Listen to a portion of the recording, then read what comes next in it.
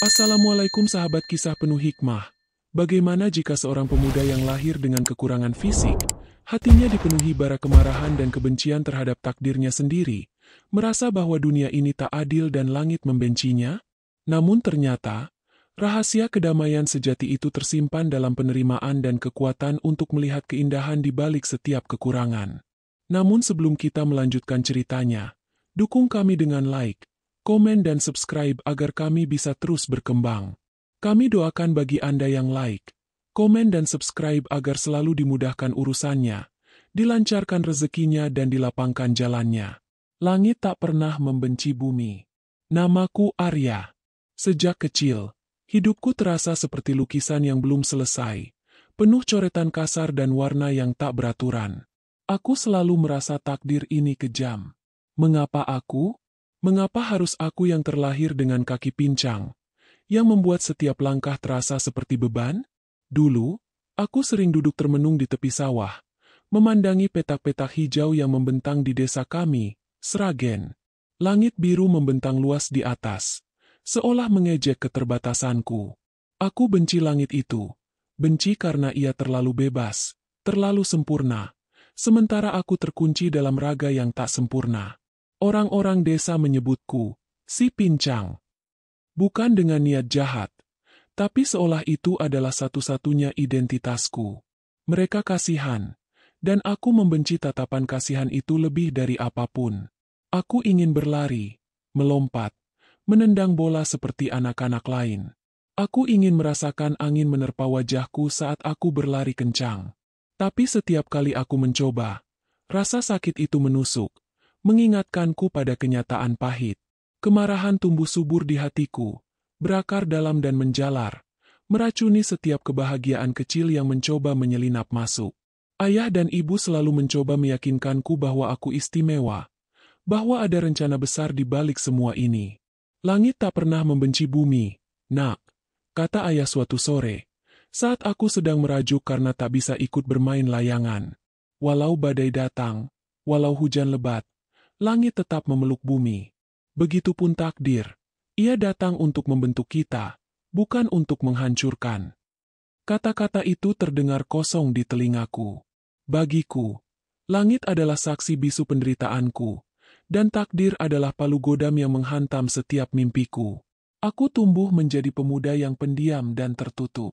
Teman-teman sebaya menjauh, bukan karena mereka jahat, tapi karena aku sendiri yang membangun tembok tinggi di sekelilingku.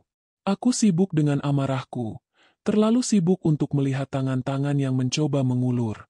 Aku memilih untuk menyendiri, menghabiskan waktu di perpustakaan desa, atau di gubuk kecil di belakang rumah yang kujadikan benteng pertahanan dari dunia luar. Di sana, aku membaca buku-buku, mencoba melarikan diri ke dunia lain, dunia di mana aku bisa menjadi siapapun yang aku inginkan, tanpa cacat, tanpa beban. Suatu hari, kekecewaanku mencapai puncaknya. Ada pertandingan sepak bola antar desa, dan aku, seperti biasa, hanya bisa menonton dari kejauhan. Sebuah bola melesat ke arahku. Secara refleks, aku ingin menangkapnya, tapi kakiku tersandung. Aku terjatuh. Bola itu menggelinding menjauh, dan tawa anak-anak kecil itu terdengar nyaring. Bukan tawa mengejek, tapi tawa polos yang entah mengapa, saat itu, terasa sangat menyakitkan. Aku bangkit, tertatih-tatih dengan hati yang hancur, lalu berlari ke hutan di belakang desa. Aku terus berlari, mengabaikan rasa sakit yang menyayat di kakiku, sampai aku tiba di sebuah tebing. Di bawah sana terhampar sungai, mengalir tenang. Aku berteriak sekuat tenaga, melepaskan semua kemarahan yang terpendam. Kenapa aku?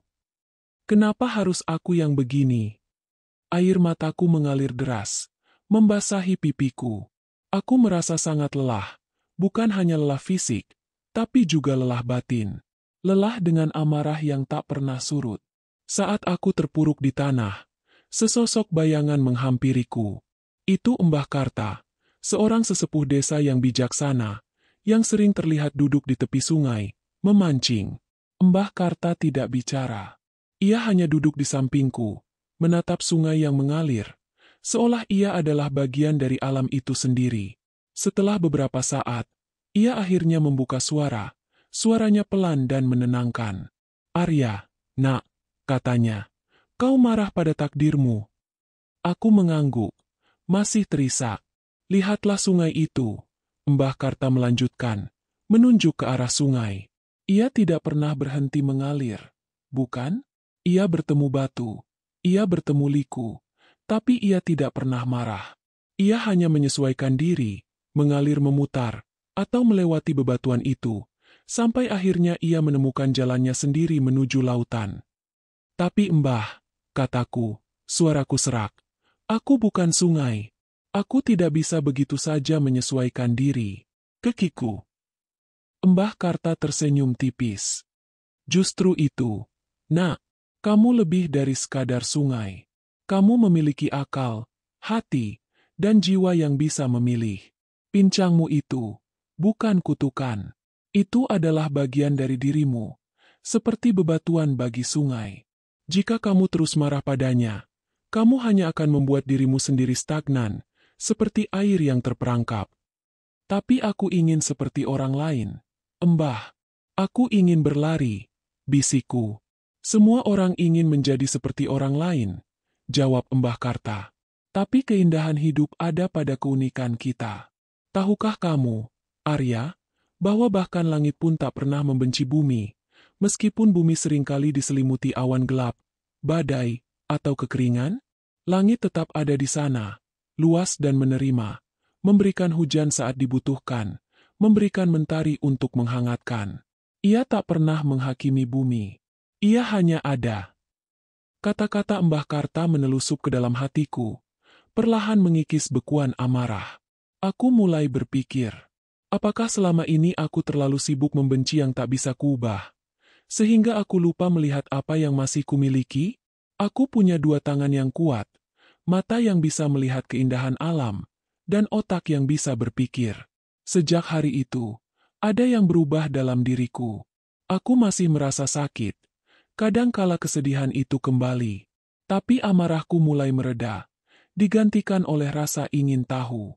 Aku mulai memperhatikan hal-hal kecil yang selama ini kuabaikan. Aku mulai membantu ibu di dapur, membuat ukiran kayu kecil yang kupelajari sendiri dari buku. Aku mulai melukis pemandangan desa, menggunakan warna-warna cerah yang sebelumnya tak pernah berani kugunakan.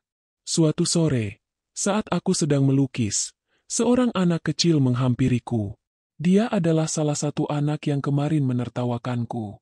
"Om Arya, gambarnya bagus sekali," katanya dengan mata berbinar. "Om bisa melukis gunung itu." Aku tersenyum. Untuk pertama kalinya dalam waktu yang sangat lama, senyumku terasa tulus. Aku mengajarinya cara mencampur warna, dan tak lama kemudian, anak-anak lain mulai ikut berkumpul, penasaran dengan apa yang kulakukan. Aku mulai menceritakan kisah-kisah yang kubaca, berbagi ilmu yang kudapat dari buku. Mereka mendengarkan dengan antusias, tanpa memandang kakiku yang pincang. Mereka melihatku sebagai Arya, pelukis cerita, dan bukan si pincang. Mbah Karta benar.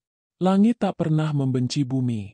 Dan aku pun tak seharusnya membenci diriku sendiri, atau takdirku.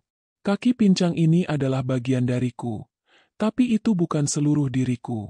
Aku memiliki hal lain untuk diberikan, hal lain yang bisa membuatku bermanfaat. Aku mulai menyadari bahwa kebahagiaan sejati bukanlah tentang mencapai kesempurnaan fisik, tapi tentang menemukan kedamaian dalam diri, menerima kekurangan, dan memaksimalkan kelebihan. Seiring berjalannya waktu, gubuk kecil di belakang rumahku tak lagi menjadi benteng pertahanan. Ia menjadi sanggar kecil, tempat aku mengajar anak-anak desa melukis, bercerita, dan membaca. Aku melihat cahaya di mata mereka, dan cahaya itu memantul di dalam diriku. Aku menemukan tujuan, sebuah alasan untuk bersyukur, bukan merutuki. Aku belajar bahwa takdir bukanlah sesuatu yang harus diperangi, melainkan sebuah jalan yang harus dijalani. Ada banyak jalan menuju tujuan, dan setiap jalan memiliki keunikan dan keindahannya sendiri. Aku mungkin tidak bisa berlari secepat orang lain, tapi aku bisa melukis pemandangan desa dengan hati yang tenang, menceritakan kisah yang menginspirasi, dan mengajarkan anak-anak untuk melihat keindahan di setiap sudut kehidupan. Ayah dan ibu sering datang ke sanggar, tersenyum bangga melihatku dikelilingi anak-anak. Aku melihat tatapan mereka, bukan lagi tatapan kasihan, melainkan tatapan kasih sayang yang murni. Aku akhirnya mengerti apa yang mereka coba sampaikan bertahun-tahun yang lalu. Bahwa langit memang tak pernah membenci bumi, dan begitu pun, takdirku tidak pernah membenciku. Ia hanya membentukku menjadi versi diriku yang lebih kuat, lebih bijaksana, dan lebih bermanfaat. Aku memandang keluar jendela sanggar, melihat langit biru yang sama seperti dulu. Tapi kini, aku tidak lagi melihatnya sebagai ejekan.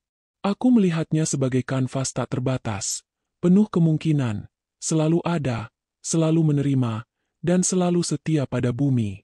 Aku pun ingin menjadi seperti itu, menerima diriku seutuhnya, dan terus mengalir, tak peduli rintangan apapun yang ada di depan.